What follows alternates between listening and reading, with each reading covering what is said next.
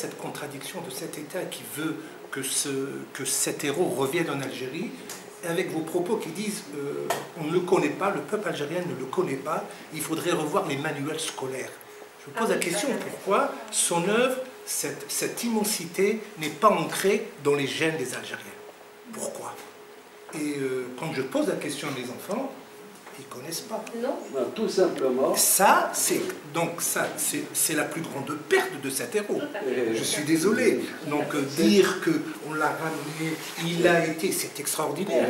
Mais pour nous, ce n'est pas une valeur ajoutée. Donc je voudrais bien comprendre comment la contradiction entre ce vouloir et la pratique réelle, où cette œuvre et ce grand héros...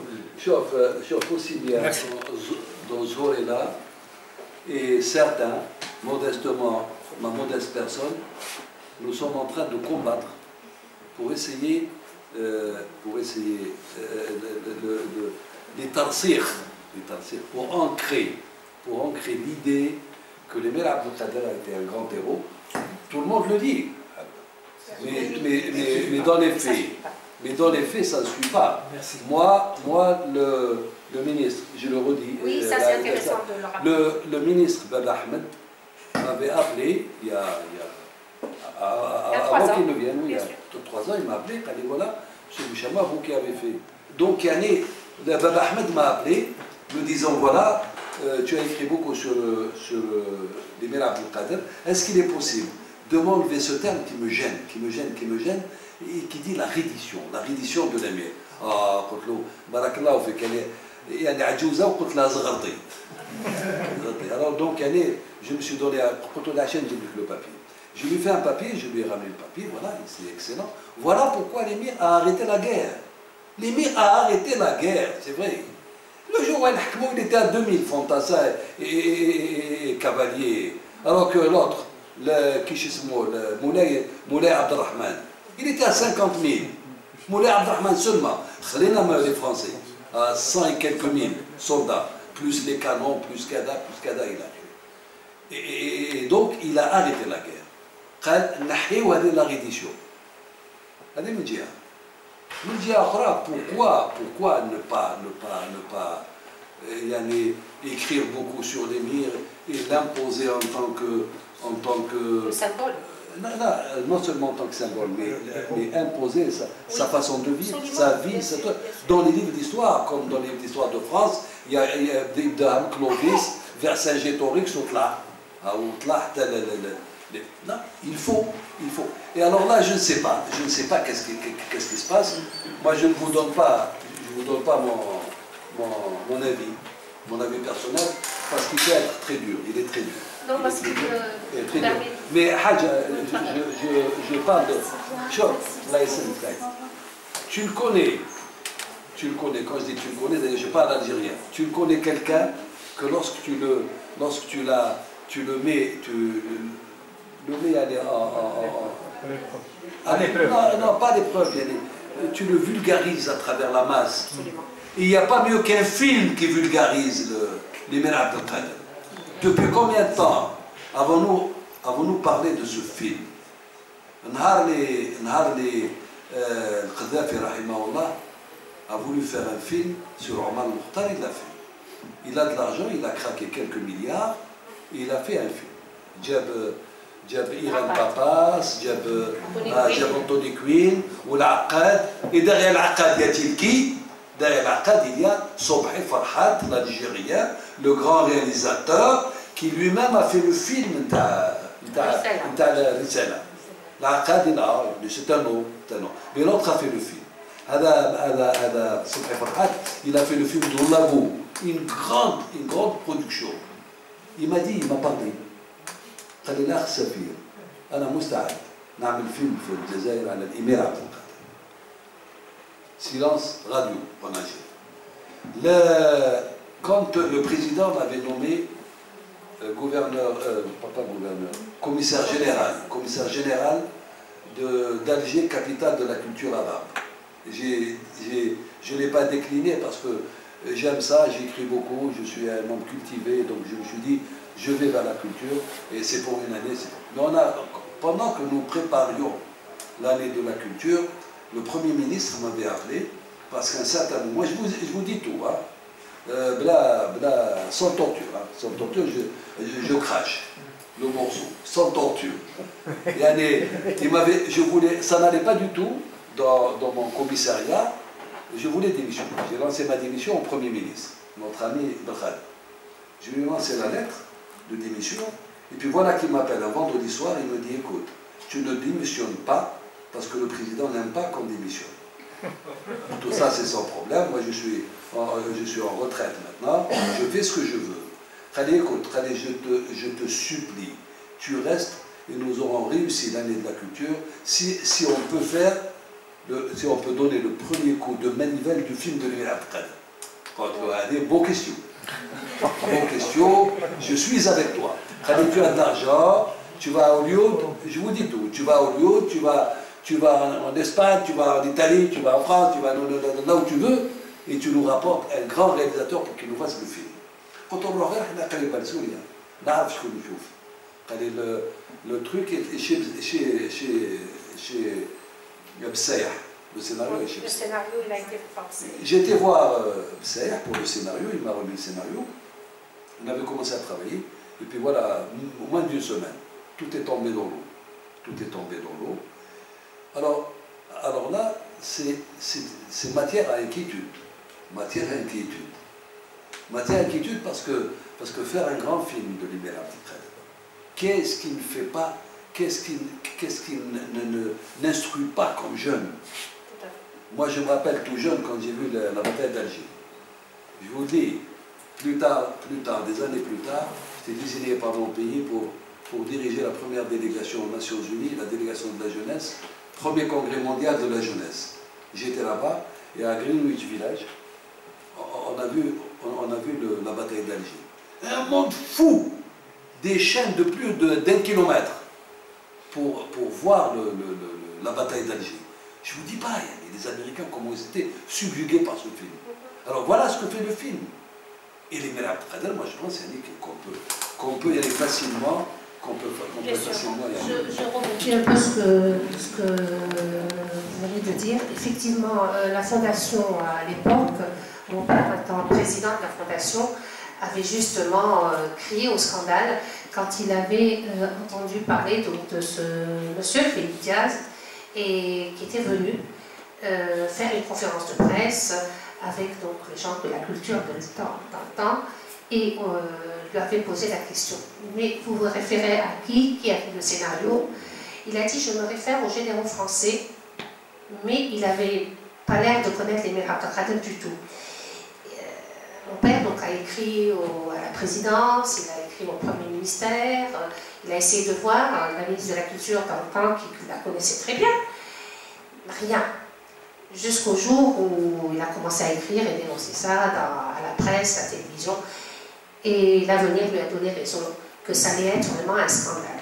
Quelques années après, je rencontre notre cinéaste, Rabah Hamina, qui me dit, et c'était vraiment un témoignage, où il me dit, mais vous savez que Philippe Diaz, c'est moi qui l'ai ramené. Je dis, ah bon? Il dit, oui, mais il n'est pas venu pour l'émir au départ, parce qu'il ne connaît pas du tout l'émir. Il est venu pour Karl Marx. Et Rabah Hamina, justement, lui voulait faire le film. Il avait d'ailleurs beaucoup écrit, il est quand même connu à travers le monde. Et donc on a mis de côté Rabah Hamina pour mettre quelqu'un qui ne connaissait pas l'émir. Donc l'avenir a donné raison à mon père, et finalement ça allait être vraiment un véritable massacre. Voilà. Ça pour clôturer cette histoire de film, j'ai une phrase, ou là une demi-phrase à vous dire, et vous comprendrez tout. Pour faire un film, il faudrait une volonté politique. Est-ce que cette volonté politique existe? Un point, à la vie. Je rebondis aussi parce que le président, quand il est arrivé en 99, il avait promis au président de la fondation, à mon père, il lui a dit, je te promets qu'il y aura un grand film de l'Émirat Abdelkader, et c'est mon vœu. Il en parlait comme nous en parlons aujourd'hui. Je ne sais pas ce qui s'est passé par la suite, et voilà. Alors, on va vers les questions. Oui, Sarah. Oui, je voudrais juste rebondir sur la question de monsieur. Moi qui fais l'école algérienne au lendemain de l'indépendance, l'indépendance, moi je suis un pur produit de l'école algérienne. On ne comprend pas. J'ai dit, moi qui suis, j'ai fait l'école algérienne, au lendemain de l'indépendance, quelques années plus tard bien sûr, mais j'ai étudié moi l'émir Abdelkader. Nous, on était fiers d'étudier l'émir Abdelkader. Moi je voudrais poser la question, à quel moment il y a eu si vous voulez bien, actuellement, on est un peu frileux, juste, il y a deux courants. On mystifie, c'est-à-dire qu'on donne le rôle à l'émir Abdelkader qui lui revient, et d'un autre côté, comme vous dites, les pouvoirs, je sais pas si je peux dire politiques, on est frileux, on n'arrive pas à trancher justement, à décider, à ce qu'il soit étudié encore une fois au niveau des écoles et tout.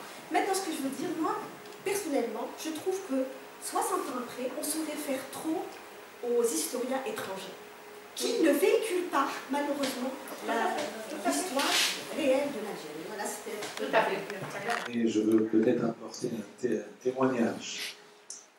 Ça fait 2 ans et demi que je suis là, et je ne sais pas combien de séminaires, de tables rondes, d'ateliers nous avons organisés avec plusieurs institutions étatiques. Et je ne me rappelle pas une fois, et mon collègue Andreas aussi peut en témoigner, qu'on n'a pas au moins cité l'émir Abdelkader plusieurs fois dans ces séminaires. Et dernièrement, on était, il n'y a pas longtemps, et tous les intervenants algériens, c'est des fonctionnaires, haut placés, tout ça, ils ont tous cité l'émir Abdelkader, voilà, précurseur du droit international humanitaire, l'humanisme de l'émir Abdelkader. Donc moi, j'ai connu l'émir Abdelkader avant d'arriver ici, bien évidemment, mais pas beaucoup. Mais ici, à travers ces séminaires, ces tables rondes, tout ça, c'est comme ça que j'ai commencé à connaître davantage un petit peu l'Algérien émir Abdelkader. Parce que nous, on l'a connu comme quelque part un oriental. L'époque de la Syrie, c'est ça qu'on a appris dans l'Orient. On n'a pas vraiment connu, parce que de l'Algérie et de sa guerre de libération, nous, on a appris dans l'Orient des choses bien spécifiques. Voilà. Donc juste, c'est un témoignage pour dire que, voilà, dans toutes ces manifestations culturelles, scientifiques, tout ça, on a bien entendu parler de l'unité. Merci beaucoup. Là, je rebondis sur ce que tu viens de dire. Il y a également, quand je suis allée voir le président donc, de la Croix-Rouge, M. Peter Mourer, dans le temps, je suis allée avec mon petit dossier pour l'inviter, pour préparer le colloque sur les lignes et le droit humanitaire. Il m'avait dit la chose suivante. Si vous n'étiez pas venu, et si vous n'avez pas parlé de l'émir Abdelkader et vous le faire connaître à la Croix-Rouge internationale, donc à Genève, j'aurais pas su qui était l'émir Abdelkader. Pas ne pas le connaître, si l'émir est connu, mais avec tout ce qu'il a fait. Donc ça, c'était le témoignage de ce Peter Mourer, dans le temps. Peut-être aussi ajouter quelque chose par rapport à ce lien entre le CICR et la fondation, le CICR et l'émir Abdelkader. Sachez que le buste de l'émir Abdelkader est bien placé dans le salon d'honneur. C'est le salon où le CICR reçoit les VIP, et il est bien placé au siège du Comité international de la Croix-Rouge. Donc, aux côtés du buste de Henri Dunant. Voilà, les deux bustes ils sont bien placés là-bas. Où la Fondation, effectivement, avec le ministère de la Justice, on s'est retrouvés là-bas pour mettre le buste de l'émir Abdelkader. Il y a eu donc quelques conférences et il y a plus de 11 000 visiteurs donc, qui passent à la Croix-Rouge et on voit l'émir Abdelkader précurseur des droits humanitaires, donc l'émir Abdelkader, l'Algérien, l'Africain, le musulman, le Bénin, tout ce que vous voulez, tout ça, c'est l'Algérie et c'est quand même important. Je reviens sur l'école. Effectivement, j'ai fait moi-même l'école algérienne, mais ce n'était pas suffisant. Hein, car on avait quoi? On avait un paragraphe, pas grand-chose. Là, on a essayé d'entendre de Babel qui avait vraiment une volonté. Parce qu'on a travaillé aussi avec la Croix-Rouge internationale, où on a fait le prix de l'émir Abdelkader avec les élèves. On se retrouvait tous les derniers mardis dimanches, je crois que c'est venu 1 ou 2 fois, avec tous les élèves qui étaient là. Et pendant un an, il y a eu le prix. Et il y a eu donc 4 élèves qui nous ont accompagnés à Genève. Et à ce moment-là, ils sont allés voir donc, le siège de la Croix-Rouge internationale, notamment l'ONU. Et je me souviens de ces jeunes qui voyageaient pour la première fois. Et on est allé donc à la Croix-Rouge et après, on est allé voir les Nations Unies. On a dit, on préfère travailler pour l'humanitaire. Les Nations Unies, c'est horrible. Et là, c'était spontané de ces jeunes qui découvraient les Nations Unies et la Croix-Rouge internationale. On fait un travail, mais c'est-à-dire que ça ne suffit pas. C'est-à-dire que nos dirigeants, entre guillemets, je le dis, c'est pas tabou, nous sommes société civile, on aide. Mais on aimerait bien qu'ils nous aident aussi à porter des choses, parce que on est tout le temps au salon du livre. Et ce que je découvre, il n'y a pas que les Mères Abdelkader qu'on ignore. Hein. On ignore tous les grands qui ont finalement porté cette Algérie de la Numidie jusqu'à l'Algérie nouvelle. Et à chaque fois qu'on parle d'un révolutionnaire, tout de suite on la claque tout de suite après. Je ne comprends pas si c'est voulu, si on veut vraiment casser tous nos révolutionnaires et on ne veut pas écrire sur la révolution algérienne depuis de tout temps. Voilà, et c'est ça qui me scandalise. Mais ça n'a pas tort. C'est ça, en réalité. Mais vous savez, c'est de toute façon une grande question. Une grande question, c'est pour ça que, aussi bien le représentant du CCLR que Mme Boutalo, que moi-même, insistons sur ce problème. Mais je ne sais pas si c'est elle qui a dit tabou. Ce n'est pas un problème de tabou, c'est un problème de... Il y a des antagonismes dans notre pays. Quand vous parlez d'histoire avec un grand H, l'histoire pour nous, écrire l'histoire. Pour nous, c'est quoi? C'est la résumer à cette période qui est très importante.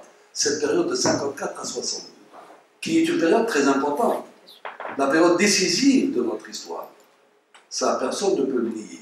Mais quand même, ignorer les autres périodes c'est très dangereux. Et on ne fera rien du tout. Alors, écrire l'histoire, ça sera tellement facile. Moi, je dis que c'est facile. On prend la chronologie de l'histoire depuis nos ancêtres, les Berbéro-Anazir, depuis nos ancêtres. Et revenir douga, doucement, arriver jusqu'en 54 et jusqu'à 62. Il a continué par la suite, chaque fois qu'il était fait. Très important. Mais alors là, il y a des antagonismes et des antagonistes. Les antagonistes qui sont au pouvoir aujourd'hui vous refusent même le fait de dire que Juba II est un berbère de chez nous et qui a été empereur, qui a été roi de la Mauritanie, et qu'il y a Amqran, un monsieur qui s'appelle Amqran, et ce n'est pas de ma faute, là, c'est les chercheurs. Amqran, et qui a été, dont le nom a été latinisé, romanisé, on l'a appelé Macrinus. Macrinus, Césarianus, Septimus, impérator. Il a été empereur de Rome. C'est pas de ma faute. Il a été empereur de Rome. Oulidna, barbari tana. Il est tchatch, Amqran. Zagili, Zamqran. Bon, yani hada, on n'en parle pas. Parce qu'en 62, on a dit, là-bas, le bled, les Français, il faut quand même le respecter, ils lui ont donné une venelle. Une venelle. Mais ils lui ont donné quand même la venelle. Une petite venelle. Il dit, alors on a enlevé. Voilà l'histoire. L'histoire est occultée. Phricien. Je vais vous dire qui c'est ce Phricien. C'est un autre berbère. Grammairien de Rome et de Constantinople. Il est de chez nous, de Caesarea. Berbère. Oui, c'est un type sédar empereur, bien sûr. Bien sûr, Septime Sévère, Caracalla, tout cela, le pape, quatre papes, nous avons donné 4 papes, le pape Victor, le premier, qui a présidé aux destinées de la papauté à Rome de 189 à 199, Hacham Sanawat ou à pape. Il est chez nous. Bon. Il y a du Phénicien dans le... Rien de Phénicien. Dans le Caracalla. Dans le Caracalla. Allez, enfin, c'était là. C'était là. C'est-à-dire, enfin, on a le Houma, voilà. Des Phéniciens. Alors, des Phéniciens, alors là, franchement, non. Là, franchement, c'est une agréable provocation. Une très agréable provocation. Vous savez pourquoi? Parce que les Phéniciens s'appelaient, et là je le tiens de Yasser Arafat, avec lequel j'avais beaucoup de relations, Yasser Arafat, et vous connaissez le bureau des Palestiniens, le bureau d'études des Palestiniens, très important. Vous savez comment s'appellent les Phéniciens? Les Phéniciens s'appellent des Cananéens, Cananiyoun al-Amazir. Ils s'appelaient comme ça, les Cananiyoun al-Amazir, les Phéniciens. Je ne veux pas continuer dans la provocation. Non, mais c'est bon, c'est bon ce que vous avez dit. C'est bon ce que vous avez dit. Non, parce que c'est juste, si vous savez, parce que je ne sais pas si vous savez, Caracal, chaque année, il y a,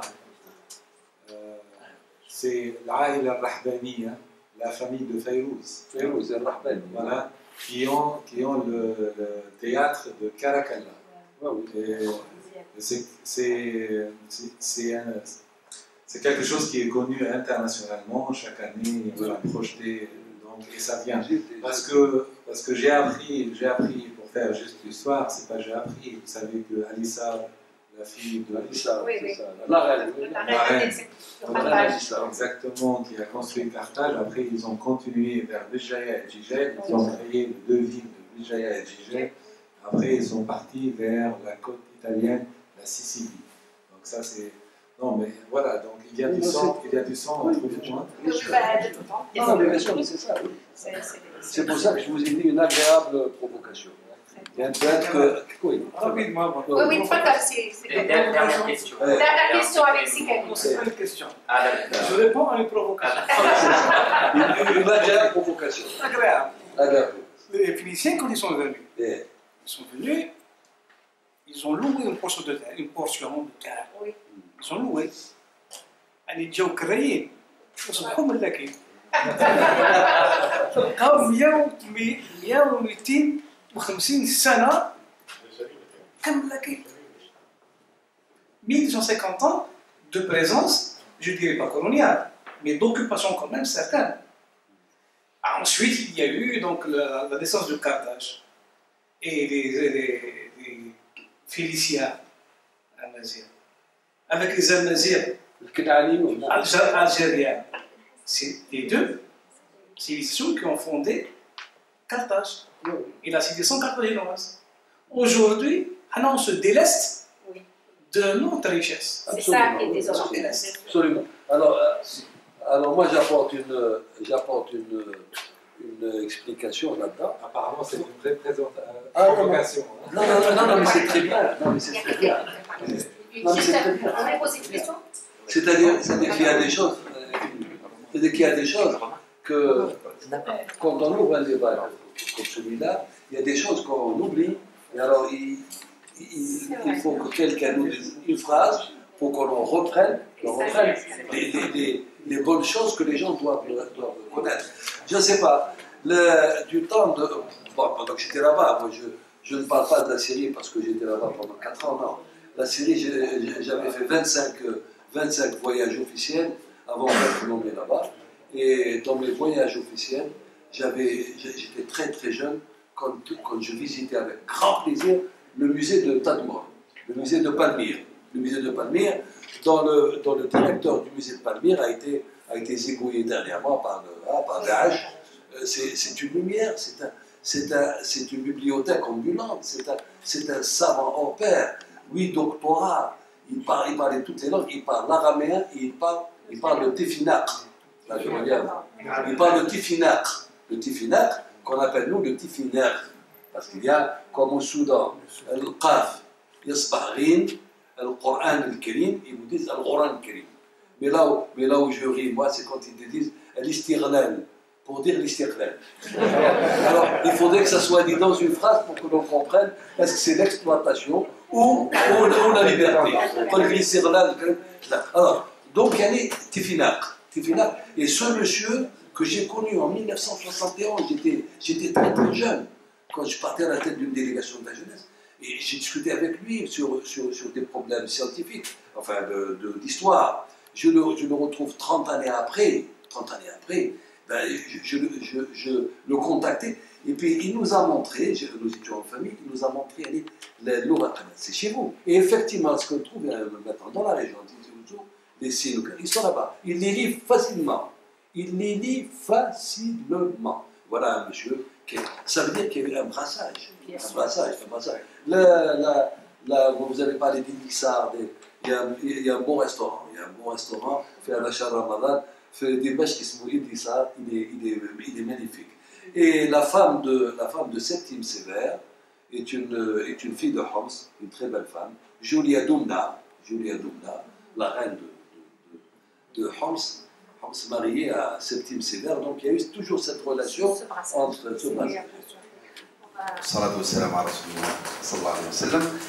سيدي بوشامة وجميع الحضور، نلاحظ أن القانون الحديث اليوم، العالم الحديث إن صح التعبير، قد سن ترسانة من القوانين، وقد أجاز للدول بالتدخل عسكريا في دول أخرى، وهذا لحماية الأقليات. إذ نجد أن الأمير عبد القادر آنذاك قد قام بحماية 15,000 مسيحي آنذاك.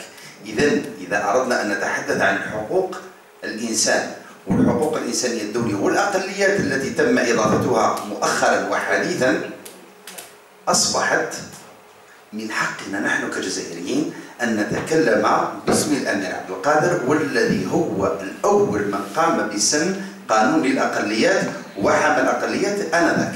Je vous dis quelque part, c'est dans le cadre du droit international ce qu'on appelle l'intervention humanitaire. Et le CICR comme organisation humanitaire, il est contre cette intervention humanitaire. Militaire, hein? Je parle militaire. Parce que, l'intervention humanitaire, c'est dans quel but? Militaire, je parle militaire. Et après, il y a la souveraineté de l'État aussi. Ce que vous avez dit maintenant, c'est vrai, si l'État a demandé à un autre État de l'aider. Ça, c'est légitime. Chaque État peut demander à un autre État de l'aider. Mais si l'État souverain n'a pas demandé à l'autre État de l'aider, et l'autre État s'est intervenu sur le territoire de cet État sans permission préalable, là on a un problème. On a un problème juridique, on a un problème de souveraineté. Est-ce que c'est un conflit entre les deux États, ou bien est-ce que c'est autre chose? Et là, il faut être très spécifique. Donc ça, c'est vraiment quelque part dangereux d'aller dans ce domaine, parce que la himayat al-aqalliyat, en droit international, c'est très clair. Hein. Si on attaque une minorité ethnique ou bien une ethnie dans le but de tout ça, c'est un génocide. Et c'est un crime de guerre, clairement. Voilà. Et c'est pour cela qu'on a les tribunaux internationaux, pénaux, voilà, la Cour pénale internationale, pour traiter ce genre de crimes très graves. Donc je voulais juste... Question précisée. Merci beaucoup. Je redonne rapidement la parole à Stéphane. هو في الواقع السؤال أظن هو كيف يعني تثبيت تدخل الأمير عبد القادر في حماية المسيحيين كعملية إنسانية قوية كبيرة آنذاك. أظن هكذا. سعادة السفير، نعم. بس الأمير عبد القادر هو كان موجود في بلاد الشام وكان مرحب به. يعني هو المقصود انه لم يتدخل من خارج التوافق. اكيد كان هو الموجود. لا هو جوابك مفهوم جدا، انه يعني لازم نفرق ما بين القوانين، القانون ما ندخل في القانون الا اذا كان في تدخل اجنبي. مثلا اليوم يعني بالعين المجرده هناك تدخل اجنبي قوي ضد بلد له السياده الكامله. يعني العم وصام كما يسمى l'oncle Sam qui intervient avec ses avions, avec ses frappes dans un pays souverain مثلا. ومن قبل اللي حصل هو شوف هو في النهايه هو له كل حق يعني، وحقيقه انه القوانين ما نتلاعب يعني فيها، يعني في حدود لا يتجاوزها الانسان او الشعوب أو الدول يعني ضد دول أخرى. أما قضية الأمير عبد القادر إنسانية الأمير عبد القادر يجب كما كانت تقول مدام أبو عبد الله لازم أن تدون تدوينا في كل الكتب والبرامج المدرسية الجزائرية. يجب أن نعلم يعني كل ما يقال عن هذا الرجل، كل ما قام به هذا الرجل، لأنه الجانب السوري أو الجانب المشرقي للأمير عبد القادر غير معروف بتاتا في هذا البلد. ومن حكي فيه يحكي غلط. أنا مرة في أنا مع سوريا، أنا في سوريا. سوريا. فزمان كان فيه ملتقى دولي هنا في الجزائر، وكانوا أباطرة قامات كبيرة في التاريخ موجودة هنا، وفي حتى بعض من المؤرخين الجزائريين اللي مع الأسف وبدون تحديهم وبدون تعدي عنهم يعني ما كتبوا شيء يعني في هذا الميدان، أو قليل جدا ما كتبوا. ومن كتب ككتاب كما أنا وغيري كتبنا قصص، كتبنا يعني جبنا أخبار، ولكن تاريخ مدون، تاريخ أكاديمي ما فيش يعني، ما تجرؤوا إلى كتابة هذا التاريخ. ولهذا بقيت فترة غير معروفة في الأمير عبد القادر. هل تعرفون والسؤال مطروح لكل الحاضرين، هل تعرفون أنه بعد جلاء العثمانيين après le départ des Ottomans en 1918 كان فيه أول رئيس حكومة في سوريا الذي أعلن عن تأسيس جمهورية سوريا العربية، هو جزائري. ما تعرفوش، هو حفيد الأمير عبد القادر، الحفيد الأصلي الأمير سعيد. ولما تكونت الحكومة كان من ضمن الحكومة 4 وزراء من جزائريين. طبعا أنا لما أقول جزائري من أصل جزائري، لأنه راحوا من زمان، من قرون، من كما مثلا أنا يوم ما رحت أول مرة لسوريا من استقبلني رئيس حكومة وهو مين؟ هو عبد الرحمن الخليفاوي ابن 4 نيثراث، ولكن لم يعرف شيء عن الجزائر، لأنه جده الأكبر ولد هناك في دمشق، جده في دمشق، أبوه في دمشق، وهو في دمشق، وأولاده في دمشق، وكان أكبر ضابط في الجيش العربي السوري، هو اللي كان مسؤول عن حافظ الأسد رحمه الله. إذا فهذا كان رئيس حكومة 13 سنة رئيس حكومة في. هل تعرفون أنه تاج الدين الحسني الجزائري كان رئيس الجمهورية العربية السورية لفترتين متتاليتين. هل تعرفون أنه يعني من أدخل النهضة العربية الثقافية هو الشيخ طاهر الجزائري، وهذا قبل من؟ قبل إليابو، هذا قبل جبران خليل جبران، قبل ميزيادة، قبل.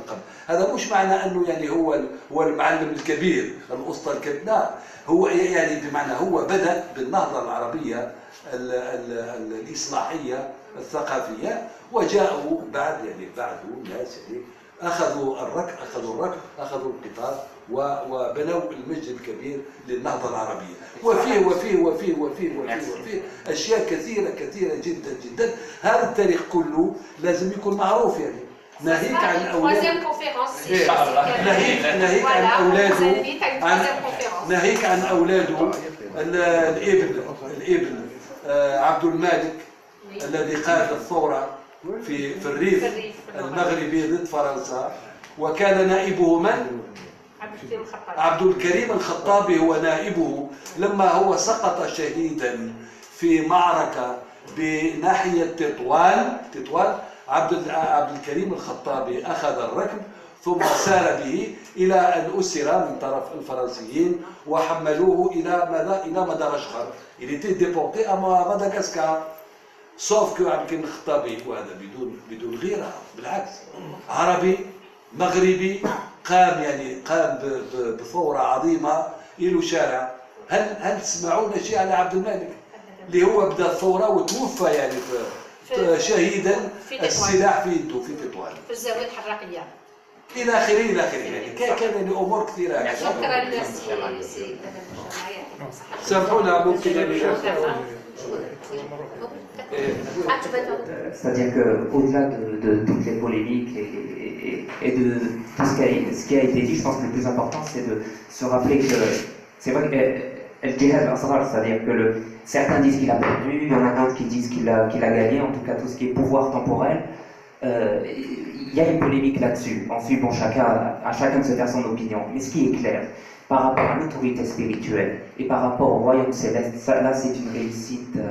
C'est une réussite exactement implacable, et je crois pour vraiment cerner le personnage qu'est l'Émir Abdelkader, c'est que de cheminer soi-même, c'est-à-dire à travers un chemin de vie et pas seulement lire son livre, c'est-à-dire que c'est pas seulement à travers un savoir livresque, mais vraiment un cheminement intime où on comprend et on lit avec ta tête et avec son cœur également. Merci à tous d'être venus. Nous étions honorés de participer à cette conférence avec donc la Fondation Émir Abdelkader et avec le CICR et M. Bouchard. T'es comme ça, merci.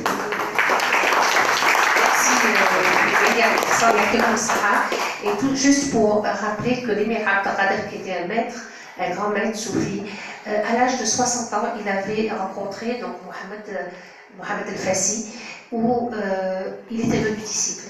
Le grand maître qui était l'émir se retrouvait disciple chez Mohamed El-Fassi, où l'Émir Abdelkader, vers la fin du livre des Hajj que tu es en train de dire, il y a plus de 100 divers qui finalement, où il parle à Hassan El-Shadili en lui disant, vous avez quelqu'un qui parle de Tariqa al-Darqawiyya d'une manière extraordinaire, qui est ici de Mohamed El-Fassi. Je remercie donc tout le monde, je remercie donc Sikali Younes, les amis qui sont venus, tous malgré le temps pluvieux, et je pense que vous étiez les invités donc, de l'Émir Abdelkader, et on vous remercie. Merci encore.